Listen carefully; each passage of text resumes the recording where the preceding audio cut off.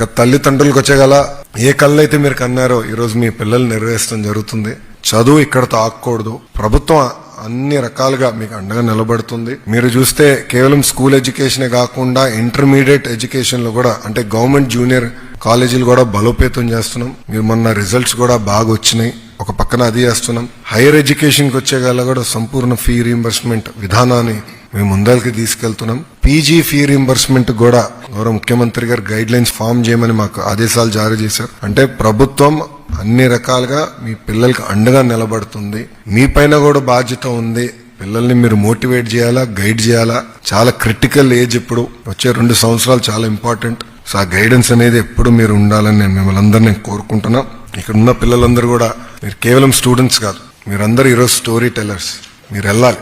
మీరు మీ spear of influence లో మీరు మాట్లాడాలి. మీకు ఏదైతే డ్రీమ్ వాల్ చూసా, గ్రాటిట్యూడ్ వాల్ చూసా, ఇవన్నీ మీరు మాట్లాడాలి. మిమ్మల్ని చూసి నెక్స్ట్ జనరేషన్ అంటే నెక్స్ట్ బ్యాచ్ ఇన్స్పైర్ అవ్వాలి. ఆ బాధ్యత ఇక్కడున్న మీ అందరి పైన ఉంది. నేను మిమ్మల్ని అందరినీ ఒకటే కోరుతున్నా, ప్రభుత్వ విద్య అనేది ప్రైవేట్ కన్నా తక్కువ కాదనేది చెప్పాల్సిన అవసరం. ప్రభుత్వ పాఠశాలలు ప్రైవేట్ కన్నా మెరుగైందని చెప్పాల్సిన బాధ్యత ఇక్కడ మనందరి పైన ఉంది. నేను ఎటుకో నా క్యాంపెయిన్ చేస్తాం, మీరు బాధ్యత తీసుకుని ఒక్కొక్కరు మాట్లాడాలి. మీరందరూ ఎటుకో బాగానే యాక్టివ్ గా ఉంటారు. ఐఎమ్ షూర్ ఇక్కడ ఉన్న చాలా మంది ఇన్స్టాగ్రామ్ లో బాగా యాక్టివ్ గా ఉండుంటారు అనుకుంటున్నా. ఉన్నారా?